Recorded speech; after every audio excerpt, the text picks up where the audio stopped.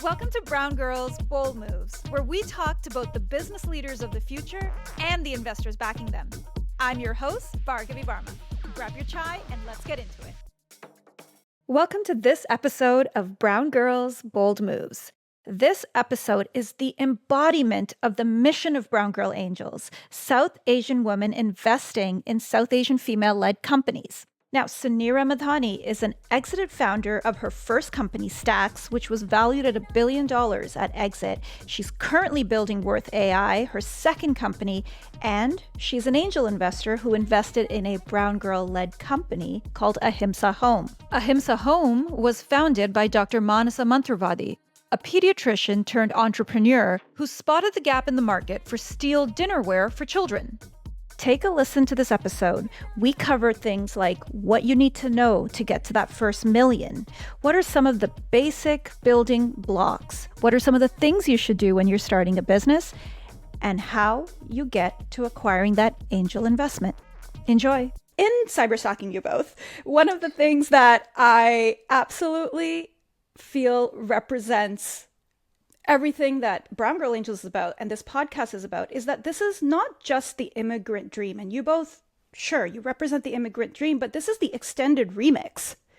Mm-hmm. Our parents, when we came here, a lot of us, it was stability, it was good job, it was, all the other things, like they get married, have kids, set that aside. But just from a career point of view, financial stability. What you both represent, because you both had these jobs that were, like Suneera, we're taking it back to pre-Stacks. And with you being a pediatrician, it's now hey, we have that. But the next generation, or what we are here to show the next generation, is now the conversation is also changing into and this, and build, and invest. And that for South Asian women is the new conversation. So my question to you, in both of, and if Manasa, you can kind of start with this. What do you think is what your kids are seeing? And what impression do you think is sitting with them from you being a doctor and then turning into an entrepreneur and starting Ahimsa? What do you think they're receiving? Yes. Oh, I think they're seeing such a broadened view of the world. And for those, many people actually don't know this about Suneera and I, like how we met. And it is a culmination of exactly this, of broadening your view. I launched this company with no business background, but I just really felt strongly about children's health. And this was an extension of that, using roots from India and those steel thalis from India and kind of where that intersected with medicine, a world I knew. But I didn't know business. I went on Shark Tank. I got on Shark Tank during the pandemic. It went horribly. So first of all, I got all the way there. I got to, pitch in front of the sharks, and it went horribly, actually. In the sense that I didn't get a deal. They didn't think it was a good idea. And that's all fair and good. But I came back and I was so down in the dumps. I was just like, oh my gosh, I can't believe I just did that. I just put my career on the line. I like a pediatrician and now I just did this thing. And I'm not on social media typically, but I had to for the business. And I was scrolling and then Suneera's face pops up. And it just says, prove them wrong with your success. So I was like, oh, okay. Like I was just like, who is this woman who kind of looks like me and is doing something that I actually don't know? And it was what spoke to me about Suneera is, yes, she was teaching business, but she was a mom and she was spending time with her children. And I was like, how is she doing that? And so that relatability of kind of both broadening my view of like, what an Indian woman, a Desi woman, a South Indian woman could be, a mom and a businesswoman and a doctor. That's like how we actually met. And I just like messaged her and I was like, I don't know anything about business. Can you teach me? And she's like, actually, I have this thing called CEO school. I was like, oh, and that's how we met. It was when I tried something new that was outside of my comfort zone for my kids. And then kind of, it didn't go my way, but then I had this other woman who had done the same thing really well, but didn't sacrifice her other roles and was building something. And so there's a ton of business coaches out there. But Suneera was like, actually, here's how to do business as a female and as a mom. And here's how to like not sacrifice. And so I think that's what I'm teaching my kids now. is understanding like all of my other friends, a lot of our family, they're all doctors. Like Mm-hmm. my kids last summer, launched their own business. They have a little shaved ice business, and they're going to run it again this year, like right on outside of our step. That But is that's everything. not something I saw growing up. Yeah. And it was like thinking outside the box, seeing people who look like us, but still keep our same values and still do all of the things. Samira and I talk Right. about that a lot. And so I think that's what my kids see, that they can be this and this and this, and you It's don't have to do just the one thing. I called it extended remix, but it's really that like we're in the and season of our Yeah, lives. yeah. And Suneera, what are you seeing this as well over this time of CEO school of the shift in I want the and I can be all the things. Are you seeing a shift in mindset in who comes through the door? I mean, 100%. I think that that is exactly one of the reasons why I started showing up online because I didn't see anybody, one, that looked like me or what the definition of success was on my terms. Like I felt like I was always told I had to choose. It was always the or principle, whether it was in business or, in your career, but family, it was this or that. And I never saw winning examples of what the and looked like. And if I did see examples, no one was actually showcasing the how, right? Or the failures or the what it actually takes and the sacrifices, and there's no transparency in that.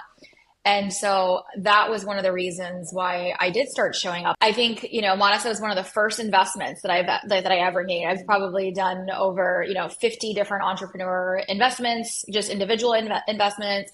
I've mentored, I think, I don't know, over 1,000 plus founders through our programming, for CEO school. Like I speak at every founder conference, like every single thing. I've met a lot of entrepreneurs. I can tell you immediately and like just very quickly if they're going to be successful or Yeah. not. And it is that level of passion is one thing, but it's like the doing behind it and like what have they done and how they take, how they take action really defines that. And so Manasa was like a clear winner out of the gate. We became fast. It was a mentor mentee relationship to start with, but we became friends in that process. And then now, and I became an investor into the company a little bit later. We have a board advisor relationship, but we're actually sisters. And so that relationship, like, it's just grown so much, so much over the years. And this product is literally the best product, and everyone needs to have access to it. So. And I mean, end of day, it's also the product has to speak for itself. One of the things that I read about you and the way you were thinking was, okay, I'm now putting this product in next to, okay, as parent buying, name a brand, Disney branded, whatever, versus this and versus a stainless steel product. Like that piece of how am I still making it relevant and making it interesting? End of the day, the product has to actually stand for itself. And there's a piece about the titanium coating. Mhm. Can you talk about that? Because that is such a great example of founder fit. Because one might say, well, it's a stainless steel product. Is this founder the right person for this product? So can you talk about that and Yeah. explain it in terms that I'm going to completely not be able to do because I'm not a doctor?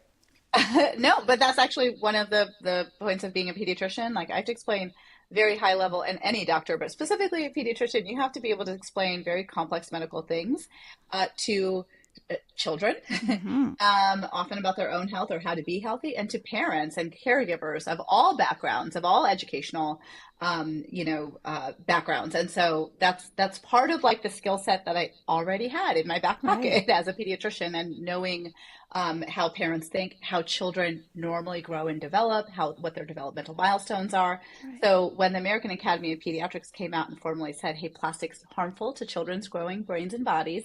We should use glass or stainless steel," I was like, "Well, duh! Like, a billion, South Asians use it already. Like, how is it Right. not here?"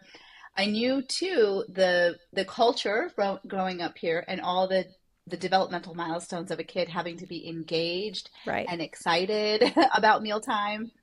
And my kids were also into Cars and Frozen. And I was like, how am It's I like going to there's whole compete with stages that? of this. Yeah, it's Yes. like, how am I going to compete with that? And then one day, so my husband is a cancer surgeon, and he happened to have this titanium plate that was blue, just sitting, and he never has any equipment at home. He just Right. happened to have a sample from a rep, and I was like, how are they getting that color onto that plate? Because I know that's going in a patient's body, Right. so it's got to be safe enough to be. And then he was like, "Oh, it's titanium," and I thought, "Oh, I didn't know you could make titanium colorful." And so that's where the idea was born. Is actually just a chance encounter, both of us being physicians and understanding that. And so I was like, "Oh, let me just take our, old school mom recommended Dolly and Yes. medical grade kind of coating, right, which is still metal because it's still healthy, Right. and just marry the two. And then they had a baby, and it was called Ahimsa. And that's like That how it came to be. I read that and I was like, you were meant to start this because that is such a specific thing to your life and your experience to bring those two together. And it's also the thing that I would have to say that I was like, oh, her description is kids dinnerware, but as Suneera, I think you said this too. I'm like, I would so use this. I'm like, I do use it. right? Yeah. Like Yeah. it's small moments of joy. It's a beautiful, beautiful thing. Yeah. Now, Suneera, I wanted to ask you, you said this was your first investment. Yeah. Do you, I'd love to just kind of get into this kind of journey of, this is the question I think so many founders have, which is that I'm a small business or I start as a small business, and when is the right time to start reaching out into the community? In your case, it kind of happened organically. Do you think for consumer products, and let's speak to kind of the kind of product that Ahimsa is, that being a user of the product first is the way to move into a conversation around investment? No, I don't think it necessarily has to be. I've invested in products that I don't use or Mm-hmm. services that are not applicable to my business. You have to be a great investment in business in order to get investors. And so, yes, the product was amazing and I related to it. And Manasa herself as a founder is incredible. So those things for sure, like those are bonuses. Right. And I think that the founder itself, like that, we're investing in founders. So like that's a huge part of, how investors choose to invest is they Yeah. invest in the jockey. Like that's part of it. But what is most important is the business. We're investing to get an ROI. And investment philosophies for businesses, it has to be a scalable business. It has to be a business that is growing, that's exciting, that there's a market opportunity for. So as an investor, you're looking at several points into why this would make a great investment. I hear this a lot from founders of like, when's a good time to raise? Should I be thinking about raising capital? Raising capital is not easy. So it's That's 100%. I right. want to say it's not easy. Less than 2% of venture capital currently still goes to female founded companies as well. So we have a huge challenge in raising capital, especially as female founders. But not every business is also an investable business. And so that is something for you to take a look at to say, is my industry, is this a venture backable style company?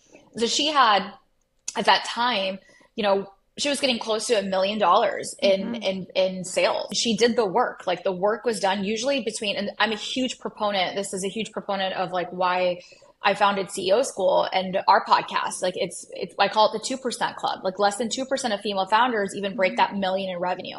Why is that million in revenue important? It's because it tells you and tells the market that you have a product market fit. And it's not just about the number. It's you have paying people, not just like your friends or your mom and her sister and your 50 people on your contacts, or you tried this campaign on Facebook. There's a repeatable pattern here that shows that you have had consistency in sales numbers. When you hit that $1 million revenue mark, it shows that you've had multiple people go through and iterate on the product. You've gone through this like initial part of that ideation to product market fit. That's a very hard part for you to get through. And most Mm-hmm. companies don't make it to that point. But if you've made it to that point, and I really try to encourage every female founder, if they're listening, that's a huge milestone. You have to cross that milestone. And it's not to be like, I want to make more profit or I'm happy with my small business. Getting to that milestone, these are markers of sustainable longevity businesses as well. I won't invest in businesses that are not there. And so I'm not investing in just ideas and as an investor and where I play in investments, and most investors will tell you that is like a very level marker. So Manasa was already there, very close to it, but it tells that she had a product market fit. Yeah. People were willing to buy it. They were buying it again. They were gifting it. So there was already that clear signs of it's there. Now we just have to fuel it for scale. Manasa, I know that our listeners will want to know about getting to that first million. I know that there were some fantastic PR hits. There were some fantastic organic placements with Jessica Alba, the Good Morning America. But just talk to us about getting to that first million, because as we know, that might be the reason someone doesn't start. But conversely, hearing that you got to a million is what people need to hear. So please talk about that. Yes. Number one, it's consistent hard work, like Suneera said, and especially in the beginning days, it's a lot of spaghetti at the wall. And so one of the reasons that CEO school and having kind of early on, I wish I would have even had it earlier, right? And that's why I think I always tell founders, like, try to get like education, you don't need an MBA, right? But when I mean education, like mentoring in communities that actually know, that can talk shop about ROI and AOV and, CAC, like these numbers should roll off of your tongue, because we don't talk about those specifics enough. And that's the detail, right? Like that's when I take care of a patient, I have to know their vital signs. I have to know their labs. I have to know their imaging to keep them healthy, right? And so what I realize is quickly when you start entrepreneurship, you're just flying blind. And that's not the way to do a healthy business. And it's often what we end up doing because we don't know. But when you have consistent mentorship and some more formal kind of understanding of what a healthy business looks like, then you kind of have a pathway. So I quickly understood, honestly, because I had to train for Shark Tank so quickly into my business, that was one of the best things that happened to me to be an entrepreneur, because I had to know those numbers. Yeah. So by the time Suneera met me, like I knew the blueprint and what to go chase, and kind of structured how I built my business around that. So too many founders at the very early stage, they might think $1 million, but they don't know how to get there because they don't even know what their average order value is. They don't know what their customer acquisition cost is. But I quickly boot camped to do that, to just be in front of these people. Everyone thinks it's like, okay, it was the one PR hit, right? It was the one. Nope. It is like 100 things all the time going. And then there's that flywheel. And so, yes, chasing down PR, I just would DM, and Suneera knows this, like I get PR not because of some big fancy agency. I just literally on Instagram will DM editors. I'll email people. I will figure out who's reporting on children's health, who's reporting on food as health, and go introduce myself and tell them about my business and tell them about why it's important. So that's just a lot of grit. and it's something that I think founders do in those early days. But then it's not just grit. It's not just spaghetti at the wall. Having a structured plan, having an understanding. I didn't know what an annual operating plan was before I met Suneera. I didn't know about quarterly planning and measuring against my budget and my actuals. Those are real things that especially female business owners, I think, shy away from. We get scared of the finances. We get scared of the numbers. And that's why it's very important to have people like Suneera and networks like CEO School to force us, because that's how you get to the million. And that's how you get to the 5 million and the 10 million and beyond. It's not just passion and grit. Like there has to be a plan in place. And I mean, what's nice now, and I'd love your thoughts on this. We live in a time now where with the chat GPTs of the world, with the Claudes of the world, now the access to that doesn't feel so far away. Yes. It's right. I want to concur. I was going to chime in here that you actually don't need CEO school. It didn't. Now you have resources. I think the first thing that is one, having a plan, like actually having a plan and holding yourself accountable to the plan. That's one thing. So you build the plan. But sometimes when we're building plans, we're like, oh, here's this linear plan. We're just going to add sales every month and this is what it is. Right? What's actually working? So it's measurement of that plan. So it's measurement of, okay, we're going to throw this spaghetti, and you do have to try. You can't just be like, oh, like when you're building that business from that zero, you're like initially getting customers. You have to pay attention to the details. You have to pay attention to what's actually working. You can't have happy ears. As founders in the early stages, so many founders have happy ears. They don't want to actually listen to feedback from the customer about the product. So you have to find those repeatable instances. So if I were to break it down to say, do more of what's working and stop doing what's not working. But you have to measure that to figure that out. So give yourself, 90-day increments to be like, okay, I'm going to throw spaghetti. I'm not going to throw spaghetti everywhere because then you can't track it. So I'm going to try this thing. I'm going to give it measurement of time, see how it succeeds. And I want to point out, because you did mention the press thing, kind of like, I think when we're founding companies, one of the biggest areas of, I think, waste that we're spending money on things that you think are important that are actually not going to drive the needle for your business. Revenue solves all problems. Okay. So you have to go focus on getting revenue, and you have limited resources and budget. When you're a startup, you are not spending dollars on PR. You are not spending dollars on those things. And I'll also tell you, I've had every feature you can think of. None of those features ever move the needle. They are credible. Those are important. They're credibility markers. They're thought leadership markers. There's other things, and you leverage that to drive business. But there's not I was just in this publication, or Jessica Alba picked up the product, and Manasa's had so much success in that, but it doesn't just skyrocket sales. People would assume that. That's not the truth. And so and that's not repeatable, right? So she can't, that's not a sustainable business, trying to be like, I'm going to get one hit PR wonders. And that's why so many businesses don't make it. Why she made it is because she was like, okay, here's who's buying my product. So now my marketing message, so that she sold the product. She knows that this style of mom is buying the product. She knows that she's tried different price points to say, then she bundled her product. So she's like, okay, they really want this, and then they want this. So she's paying attention to those details and doing more of what's working and doing less of what's not. And she is strapped for resources, but she's using her dollars wisely. Every dollar that she has, nobody wants to talk about the fact that Manasa, and may I share it, because this was the same of my journey, she didn't take a paycheck for so long. Right. And so founders, you are literally investing your dollars back into, I know this is working, so I'm going to go use this for an ads campaign. I'm going to go use this for this, but you're doing it to invest into getting those sales. And so I do want to demystify some of the big press and PR. Yes. And we spend so much money on branding and all, you're putting all of this paint on everything that you don't even know what's working yet. So it's important, if you're in that early stage, it's good enough. Get it out there.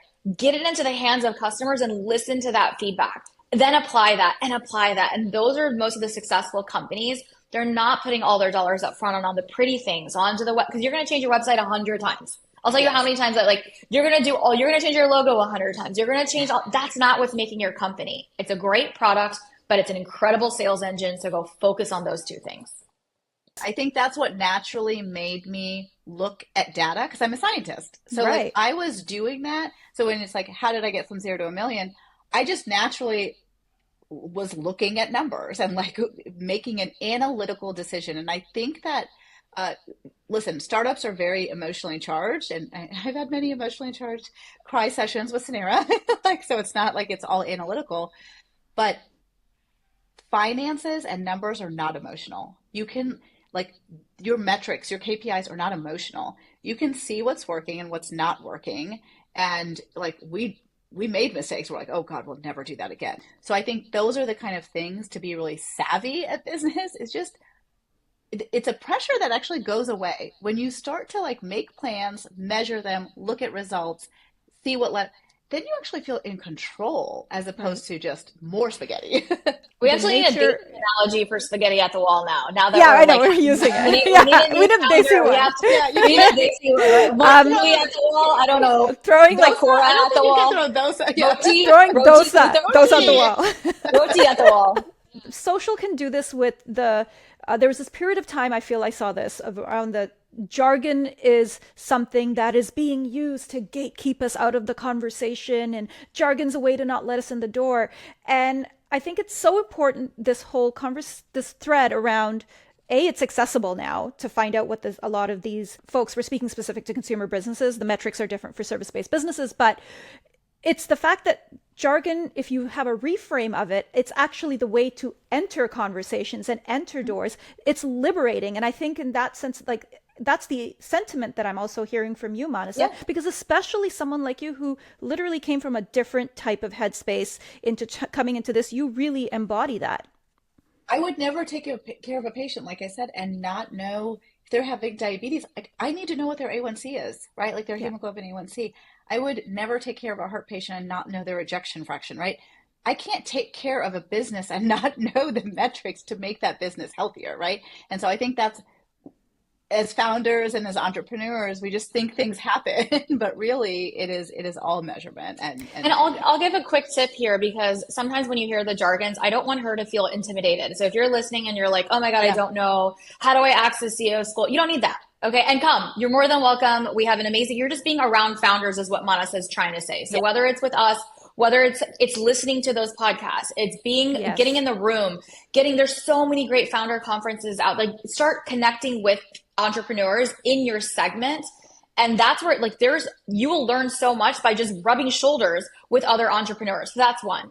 But two, you can literally right now, and like every industry has a set standard of things that you measure. So if you are, whether you're service-based industry, whether you're a product-based industry, whether you're a tech industry, whatever your offering is as an entrepreneur, you can just Google it. Like put in the work to Google. What was my business school? Google. That was my business school. Yes. And before we even had ChatGPT, you're looking at how do I go? What are the metrics I should be doing? So if you're putting a product on Amazon or on Shopify, right? What are the metrics that you should be tracking?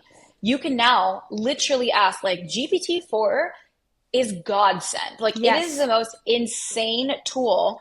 I am so every day I am floored with how much smarter even my own GPT is getting. Like it is literally, you can train your own model to know your business and to analyze your reports and to say, like, what should I be tracking? Help me create my a plan. What is an annual operating plan? Here's my product. Here's my idea. Here's my business. I actually think you can actually validate your product idea faster now with AI and ChatGPT, because before Manasa had to we had to physically get I had to physically validate our product, sales, services. Like now you've got really great low cost ways to try and to throw rotis at the wall, right? Yes. So that's what I want to encourage you to do, is that the information is right in front of you. You just have to you've got to be willing to have discipline to say, oh, this is what I need to know. And then how do I go get that information? And you're iterating on that. Suneera, did you, your journey, I mean, you talked quite publicly about it was a rough go initially raising because people just didn't get it or get me. So at what point of building stacks or now were you thinking, you know what, this is something I also want to do. I also want to invest and pay it forward. So I think when you have success and you do want to pay it forward, I think that's culturally just who we are too. I really do want everyone to have a seat at the table. I don't want to gatekeep. I did feel left out of so many rooms. I did feel that even from women, even that level of competitiveness there's just so much stuff. I want to be a different example. I can't change my experience, but I can help change the way it goes forward for our industry and for others. So I think that's just naturally part of our culture and how we are, right? It's like the food table, everyone's welcome. There's more than enough. Yes. That is how we are in our DNA as a culture. We are like that. There's always enough food at the table. That's never a case. There's not one person's house and my house is always open. My table is always full and everyone is welcome. And so I think that translates to how when, you do business, and we did have success and I was able to support in other ways. And so, yes, that's definitely a part of it, because you do want to do that. But I'm not doing it just to be everyone come to I'm being strategic about, I've made a lot of even mistakes in my early investment days I have gotten even more strategic on what businesses I'm investing in. And it's not even just one time. So Manasa's investment, now her company has progressed. There's been multiple deals. She has grown from, a seed stage to post seed to series A and beyond. And now it's a different level of scale. And I think it's really exciting, but you got to build relationships with investors. And it's not just going to happen with that email. And of course, I do want to pay it forward, but I want to be smart. I still want an ROI on my dollars. Yeah. So it's still gonna come from that lens. And this is an important. Accountable. She holds me accountable. This is something, it's the mission of Brown Girl Angels. For us, it's to mobilize more South Asian women to angel invest, whether pre-seed, whether seed or beyond. Why do you think that is, that more South Asian women who are accredited investors by the definition of they're not investing, that they're not angel investing. Why do you think that is? I mean, Suneera, you are an active investor, so I mean, we'll start with you. But what are your thoughts to that? I think what you're doing is so important because I think it's awareness. I think that it's awareness. I just happen to be around a lot of deal flow, right? Because I was already in venture, my company was already venture backed. I, am a thought leader in entrepreneurship. So I'm like, people are always like pitching their ideas to me. So I got access to it early. Right. And so I think it's access and awareness. And two, I think that people think that it might be like really out of reach too. And so it's not like you don't have to have $1 billion exit to go make investments. Some of my investments, it's like $10,000 that I've done just because I'm like, I want to participate in an SPV that is for a deal, right? So there's so many different kinds of investments that you can do. And it doesn't have to be this huge, you don't need $1 million worth of cash to go do investments. And so I would say that pick areas that you're passionate about. So if there are industries or things that you're passionate about, and get education around it. And then once you start surrounding yourself with investors, guess what? We do deals all the time because I've done deals with certain friends and they're getting investment opportunities, and then those will come up. So that's how deal flow happens. So I think it's awareness, putting yourself in that to say, hey, this is something that I actively want to seek out. And then being smart about it too. So what I don't want you to do is to be like, great, investing sounds really great and angel investing sounds really great and we should all do it. And so I'm not trying to like discount the purpose of it. Awareness is important. Make smart investments. Okay. Yes. So make smart investments. Start and small. pick the right companies that like you maybe can bring an expertise into, Yes. that you understand the knowledge. And just there's so many Goes ways for you beyond to the check. get into it. Yeah, it goes beyond the check, but it's definitely accessible. And also, you have to be willing to lose it too. So I do want to make sure that people understand you're getting an equity exchange for the equity, but that company has to exit and be successful. Yes. And so most companies do end up failing. So that is also that, especially invested companies. What happens in your portfolio is that some companies, like so if you have a company, this is how investment works. Is say I have 10 investments, okay, and I've put in $10,000 into each of these investments. I have $100,000 in investments that are there. Now, probably around 3 of those companies aren't going to make it. So, right, that's what's going to happen. And then maybe the next 5 of the companies, they're just going to break even on that investment. Then 2 of those companies might really just skyrocket and like really give you the multiple and just, 10x your money or further, or 5x your money. And so your overall portfolio is what I'm betting on. So it's not just a one-time thing that you're like, okay, I want to go invest in this one company. If you are going to be actively investing, it's a law of averages too. Yes. And so you can do that. And then also what you can do is, if you're not comfortable and you don't have to make those decisions, there are, you can invest in funds. I want to invest in funds. Like that's their whole job, is to go do diligence in these companies. Mm-hmm. Yes. And they take let's say my 100,000, right? And then they're distributing it with like, it's part of a bunch of deals. And so there's so many ways to get into it. So one, it's awareness, it's education, but I do want to point out that not every investment is going to bring you back your dollars. So I think when you start taking strategic investments, you start to use fact plus gut, and then you get more confident in it. Yeah. That's what the hope is. And that's why there's so many great funds that are emerging for female founded funds. Like we're trying to change the game because of course men aren't going to invest. They don't get these products that women are creating. And yes. So we need more female investors so then we can invest in female funding. So it's a whole cycle and there's a lot of work left to do. But I want to encourage your listeners to get educated. That is like my biggest, like on both sides. If you're an entrepreneur, get educated. And if you want to be an investor, get educated and rub shoulders with those people. Energy goes where focus flows. Yeah. I mean, or did I get that right? Yeah, I did. I think I did. Manasa, what about you? Yeah, the founders, it's really important to have people who believe in you, not just believe in, yes, your product, but believe in you and can actually, there's many things that spill over from our culture that Suneera and I talk a lot about that's kind of spill over into the business and how you're treating, others and your customers.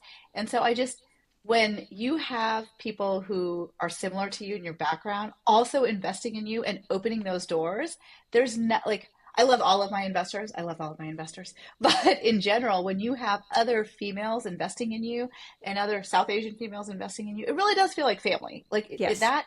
And so as a female founder of South Asian descent, like I don't have to explain my product to you ladies, right? Like you get it. And so there's just this other level of not just the metrics and not just the knowledge. It's this community, and we really feel like we're winning together. It's like, okay, she's at the table, she's holding out her hand, she's holding out like the books to help me with my knowledge, she's holding out the wallet to invest in me. She's, the number of things that Suneera has brought me to the table. I went to the Forbes Women's Summit with her. I got to meet Billie Jean King and like Hillary Clinton. That doesn't just happen. Like not all investors are going to do that. So it's this other level too of founder investor kind of relationship that kind of amplifies all of the other things that we've talked about. Whoever's listening, you can do something today. So you don't need to pull out your wallet either. Yes. Like the post, buy the product. Yes. Right? Like even that, like why aren't you, like if we're spending our dollars in gifting, right? Yeah. Every Christmas, my friends are getting, like literally for the first, everyone has a Ahimsa in their closets. Yes. Yes. Right? So like there's so much that you can do. But there's so much that you can do as just supporting another brown girl entrepreneur. That is, I'd love for that conversation to take place because sometimes it feels like you're like, oh, I want to do all this big stuff, but just liking and sharing and championing, and then even social media, just like the basics of social media of like supporting Manasa on social. Yeah. We can all do that. We can all support brands that we, that are female founded, or we're buying products that are from brown girl founders. Like become aware of it and spend your dollars, because you're spending your dollars somewhere.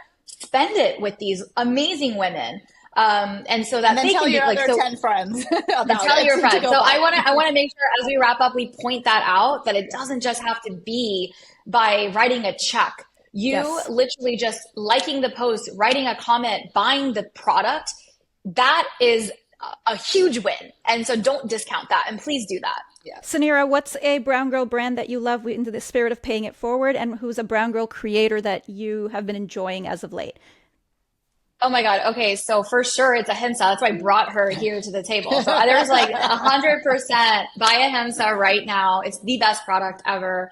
And I'm really excited for Mega Rao right now. Yes. I think that it's really exciting that Holy Chic is now in Nordstrom, and we get to see, like, my daughters get to go to Nordstrom, and then there's going to be lehengas at Nordstrom. Like, that is really cool. And so I think that that's really wonderful. And so definitely follow along on her journey as well. Manasa, what about you? I have so many, but Brooklyn Deli, whoever wants achar or any ready-made stuff, Chitra is the most amazing founder and friend, but also I was fangirling over her when I met her, because I was like, oh my God, I use your achars. I put it on everything. And so I tell all my friends about it.